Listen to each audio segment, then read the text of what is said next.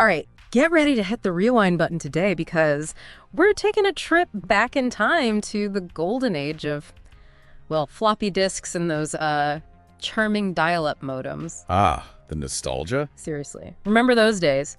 We're diving deep into the world of Shareware, the original try-before-you-buy software model. Yeah. And you know, when you think about those legendary game studios, the ones that basically shaped gaming as we know it. Right. I'm talking ID Software, the masterminds behind Doom. Classics. And even Epic Games, the folks who brought us Fortnite. Huge. It's wild to think they actually got their start in the kind of the Wild West of Shareware. It's true. It really is.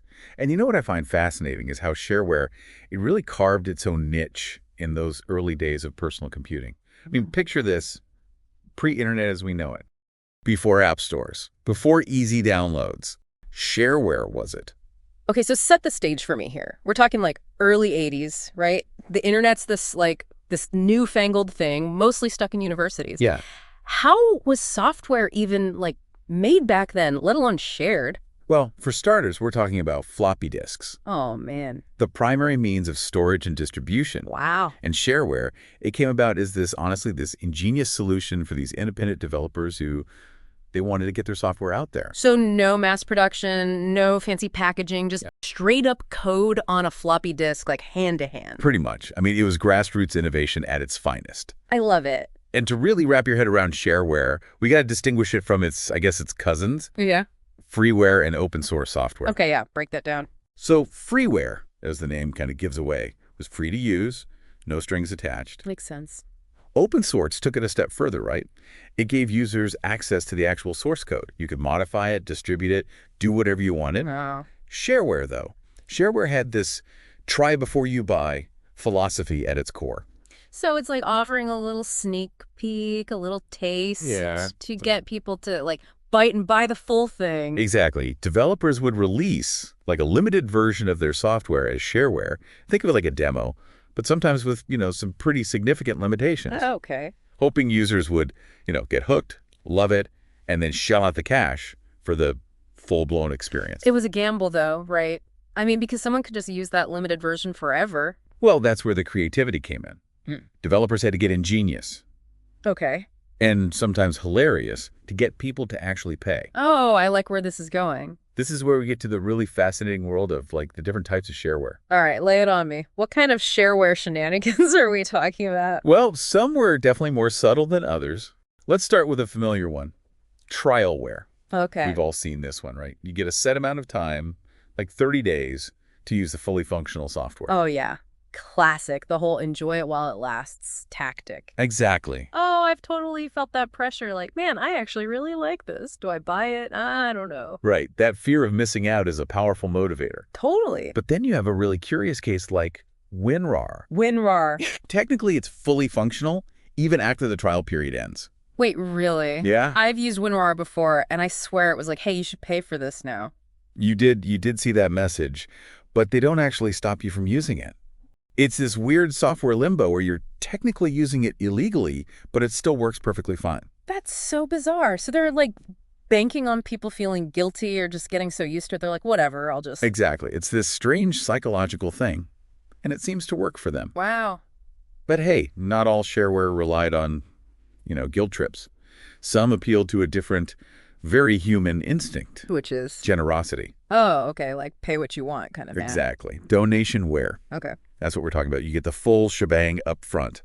No strings attached. Right. But if you're digging it, if you find it valuable, you're encouraged to donate. Whatever you feel is fair to the developer. That's really cool, actually. It really speaks to that whole community spirit of those early days of computing. It really does. Hey, if you like what I made, toss a coin to your developer. Yeah. It was a different era, Developers weren't necessarily in it for the big bucks back then. Right. It was more about the passion, creating something useful, sharing it with the world. Yeah. And sometimes, believe it or not, a postcard meant more than a paycheck. Wait, a postcard? Yeah. Okay, what's the deal with that? Oh man, postcardware.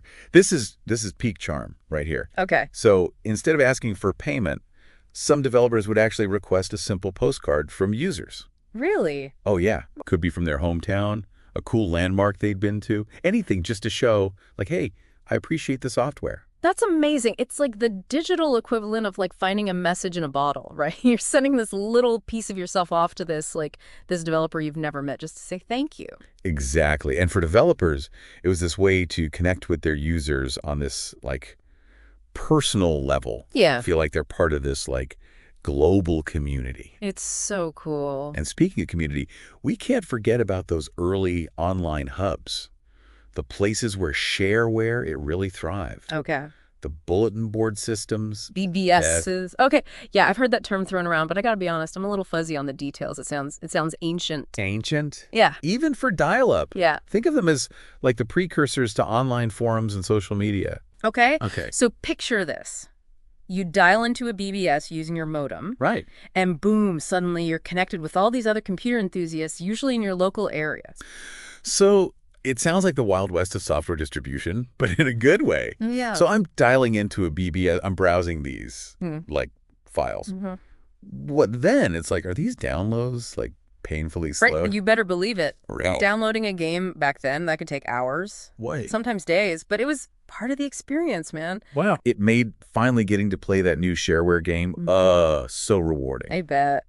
I can only imagine the anticipation building. Oh, yeah. So we've got these independent developers, right? They're creating this really innovative software. They're sharing it through floppy disks and BBSs, postcards. Mm-hmm. But then the internet, it explodes. Right. How did that change the game for shareware? Oh, it was huge. A pivotal moment.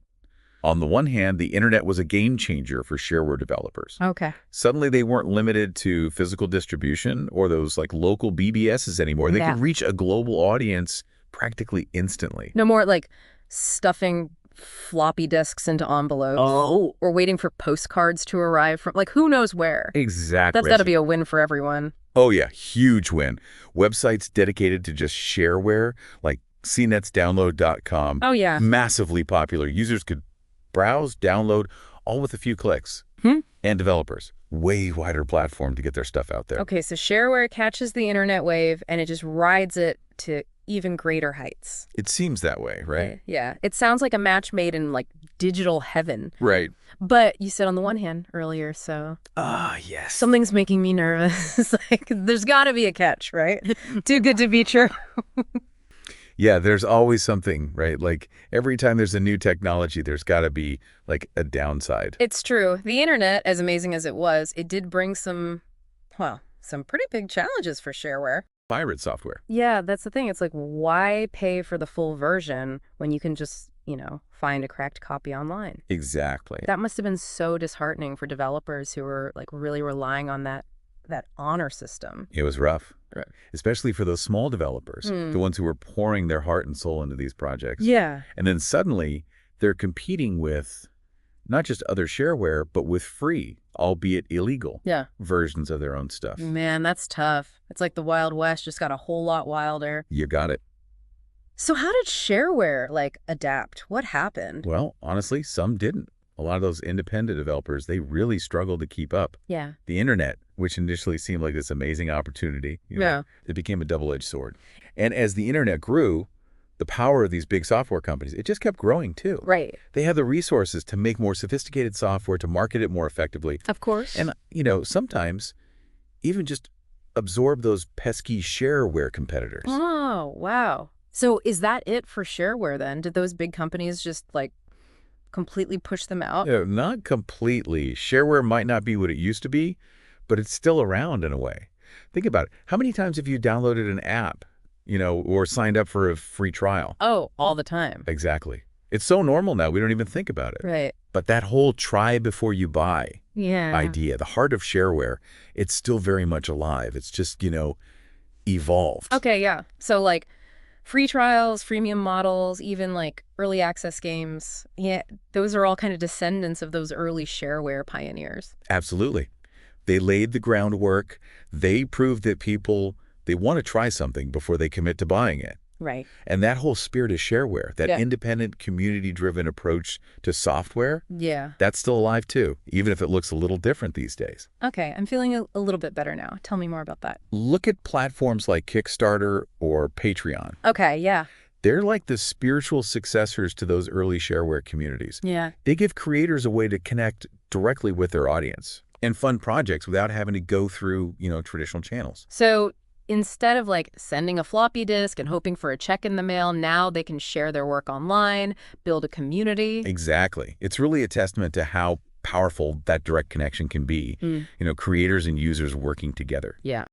So as we wrap up our a little deep dive into the world of shareware, what's the one thing you really want listeners to take away from all of this?